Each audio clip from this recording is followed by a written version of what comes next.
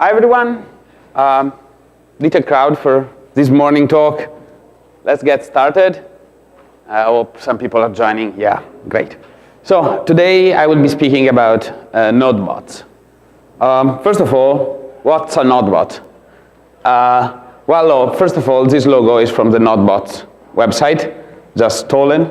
It's even blinking. It's a nice CSS3 animation. Yeah, see? So what is a NodeBot? So it's a robot that we control with Node.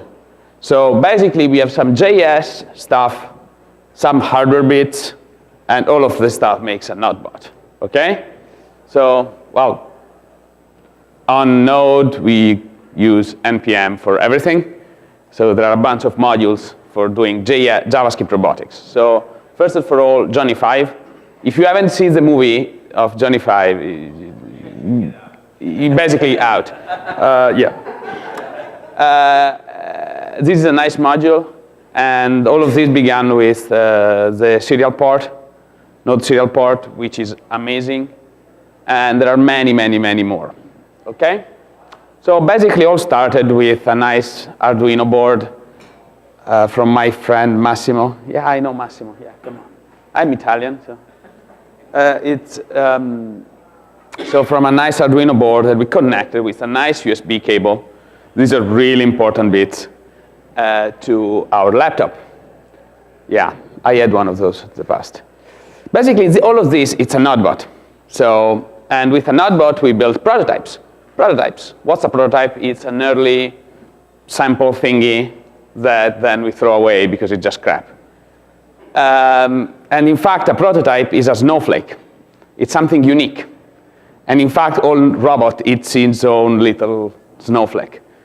And well, this is not really relevant, but this is my favorite book author, Terry Pratchett. And this book is quite nice because there are all snowflakes that are unique. So they are not unique, they're all the same. All the snowflakes become all the same at the same time, whatever. Doesn't really mean anything. Well, back to the topic of this talk. NodeConf.eu. So we had this big event in Europe called NodeConf.eu in September. Hi, Tammy. At NodeConf.eu, the picture, I don't know. NodeConf.eu, well, I was in July, and this guy called me. This is Keanu Maydin. It's the CEO at nearForm and the guy that runs with Tammy, the NodeConf.eu, called me. Oh, we need to do a super robotic thing for NodeConf.eu. It was the end of July. The conference was on the beginning of September. And then I remembered that this is the guy, Julian Chill, did an amazing presentation at a couple of conferences showing how to build a cocktail robot. So we decided to build cocktail robots for NodeConf.eu. A cocktail robot is built by a lot of parts. First of all, 3 pumps. I will show a pump later on.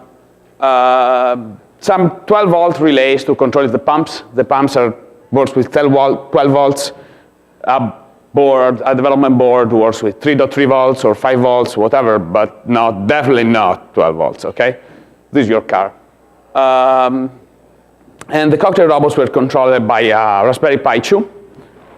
Yeah, so let's discuss the pumps. So the pumps are peristaltic pump for aquariums. Really nice piece of thing. You can also find them in Nescafe machines and this kind of stuff. A peristaltic pump is just a motor that runs in circle and squeeze a little tube while running, and this squeezing moves the liquid around. So again, 12 volts. I will keep repeating the 12 volts for all the talk. And they have an on-off behavior, so there are no pulse width modulation. So you can't say to the pump, go faster, go slower. Go or not go, it's just a light, OK? It's fairly easy to control. So let me show you a pump. I hope you can see this. So this is a pump. OK, you see this is the motor. It has here is written DC, 12 volts. And it has 2 tubes coming out, in and out of the stuff. And yeah, so Yep. So our goal for NodeConf.eu was to serve 150 cocktails in 1 hour and a half. Mad science, we were absolutely mad, and we didn't know what we were going to do and how this will plan out. I decided to take on this challenge, and I had some people say, no, you're not going to do it.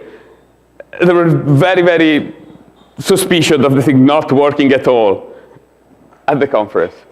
So, well, this means 90 minutes for 150 cocktails, which means, well, it takes 3 minutes to do a cocktail, roughly, because of the change of the glass, because of the fact that you need to select what cocktail you want, because you actually need to change the ingredients when they end, so the machine is down, so the average time goes up. There is not an unlimited supply of alcohol, so, you know, or juice, or Coke, or whatever it is. So basically, this means that we needed roughly 4, because 3.3 is not really a number, 4 robots for doing cocktails, but, well, we said, you know, 6, just because one could break down and fail badly. In the end, we built 8. So the problem, first of all, we had 6 pumps for, we decided to have 6 pumps controlled by single Raspberry Pi2. So we could save money and not buy a bunch, and not have 6 Raspberry Pi2, but only have 4 actually. We had Wi-Fi, okay? We decided to go for Wi-Fi and to have our own separate network from the internet, because NodeConf.eu is unfortunately badly renowned by the bad Wi-Fi connectivity that we had. This year was fun. And so we had our own little Wi-Fi networking that we created, our own little internet, so it can run really well. And yeah, so we needed to design the circuit, okay, for running this thingy, because, you know, you could just, it may be too complicated. So, you know, this is the basic controlling circuit for a pump. And in fact, you can have your own motor on the right. Then you have a diode to avoid the so-called reverse currents. And you have a transistor. We use the TIP 120. This is a nice transistor. You can do all the worst thing with them. They will just work and don't blow up. I will tell you about blowing up transistors later on. So controlling circuit, we have 18 pumps, 18 transistors, 18 diodes, and 3 prototyping boards. You can imagine how much soldering is all of this, okay? It's a little bit too much soldering, and in fact, all this decided to happen before my 2 weeks vacation. So I need to order parts and figure it out in half a day how to make this happen. And in fact, I adopted the engineering solution to the problem. No diode. In fact, it was not really needed, the diode, because this stuff behaves as a light and whatever. It's safe. So sourcing parts, I ordered the parts. I ordered 19 pumps, 20 transistors. Remember, 20 transistors. 5 prototyping boards. We used all of them in the end. A bag of resistors and lots of wires. We did a lot of soldering, okay? A lot. I burned my finger twice, and it was a lot of fun. So stop for a second. Let's talk a little bit about the software. We talked about the hardware. Let's talk about the software. We had a control panel and the status board, the robot code for the Pi. The robot code should be agnostic to the recipe, so we're just sending activation time for the pump. So stay on for 10 minutes, or 1 minute, or 30 seconds. The recipes were on the server. There was a persistent job queue built on Level. If you don't know Level, check it out. And we had 3 days to write all the software because we were late. So we split it in 3 teams, and we did all of it. We use a publish subscribe broker. Basically, there is a central thingy. You subscribe, you publish, 2 different parties. So everything is decoupled, highly decoupled. For this, we used a protocol called MQTT. I talked a little bit about it yesterday. Somebody else talked about it, so I'm not spending too much time. It's a publish subscribe protocol with a little bit of features. What it happens is you can really use it easily on a Raspberry Pi or an Intel Edison to control Johnny 5 stuff. Basically, these are nice example. You publish, you subscribe. Really, really easy code, okay? Look, there is some bit of ES6. So basically, we decided to have this message flow. So the control subscribes to the ready topics. And when the red, this is red, okay? You see it blinking, this is red. As a name, it's red. And yeah, red, subscribe, and publish, whatever. So basically, when it's ready, it says, I'm ready, and then the control publish a work job for red. Problem, we forgot about the interface for the robot. So I was 1 week before the conference, and they didn't figure out, oh, how do I start the robot? So we decided to use these buttons that I already had. Problem with the interface of the button, it's a button, so you can push it. So it has these things over here that are needed to detect that the button is pushed. However, these things are needed for the light. And the light works at 12 volts. Remember, I used 18 transistors for the pumps, and I ordered 20. And now I have 3 buttons. So I was on transistor-less. In fact, this is the controlling circuit for the button. And in fact, you can see there is a tip 120 down there. So I started spawning, going through Twitter, asking for things I called shops. I couldn't find one of those little thingies. So we built one. You know, when you start saying, oh, I know, I'm just building one. How hard can it be? It took 1 day to build one. So basically, the tip 120 is the transistors that is controlled by voltage, so I can apply a little voltage, and then it can drive high currents. But then we had another NPN transistor that couldn't drive high currents, but can drive, but it was again controlled by voltage. Well, not as high as it was needed by the pumps. Okay, the pumps gets each of them, I think, half an ampere or something. So basically, we had a transistor. And then we added another transistor that is this MOSFET controlled by current that can drive higher currents. So we paired those two together to make the part that we needed. Yeah, I took 1 day to remember how to do these things for my electronics exam. So one more problem, viscosity. The problem is we tested it with water, but different ingredients for different cocktails flows at different rates. Because I can control the flow, I can only control the activation time of the pump, and the pump always applies the same force. So basically, it boils, how much fluid goes through, it depends on the viscosity of the liquid. So in order to solve this problem, we did a lot of testing, and in fact, we were drunk at 4 p.m. in the afternoon for 2 days in a row, and testing, yes. And we also fried 2 Raspberry Pis, and I fried a third one coming down here on the plane. So I fried 3 Raspberry Pi. I popped 4 transistors trying to make the other one. And we created one. Wired a lot of wires. Yeah. And we live deployed, given that it was all decoupled, we live deployed to the robots and to the server 10 times during the event, because we had to fix the recipes because it was still a little bit. So this is what it happened. So basically, you see on the left was my first demo thingy at home, first time it worked. And on the right, it was on the left, it was the testing thingy that we were already done.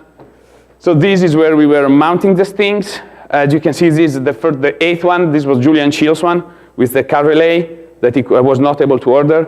This is me mounting some stuff and fixing it during the event. And this is how it looked like. And there were 2 rows like this. And in fact, wait a sec. And in fact, this is another nice picture from Matthew Bergman. Thank you, Matthew. And we even invented a drink called Black Hell. It's a cocktail now.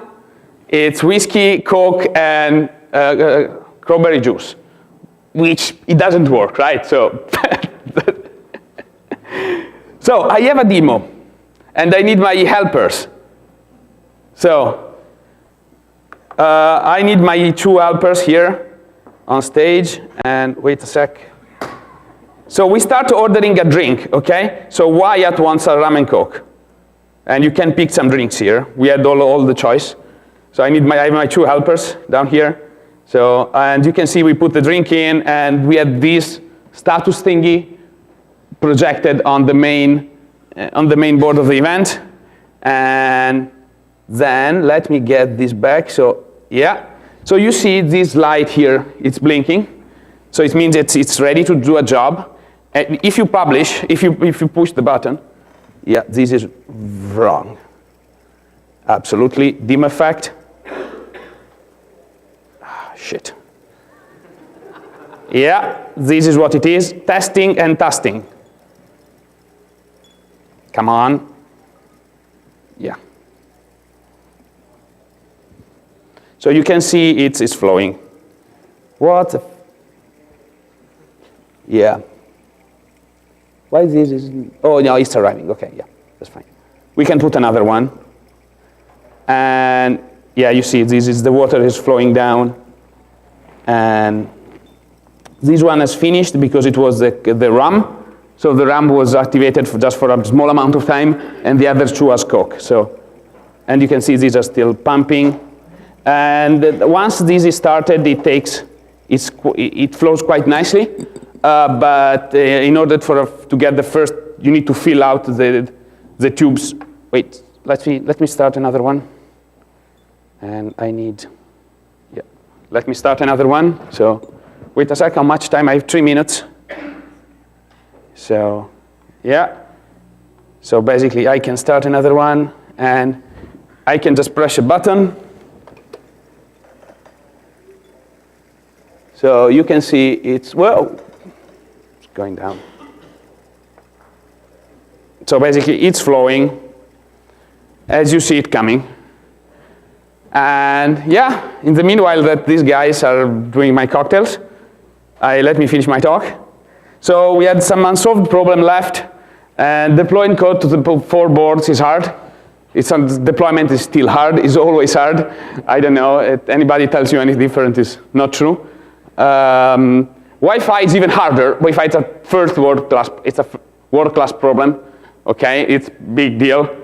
We need to fight to configure the Wi-Fi on the board, and in fact, I used a Ethernet cable for this demo.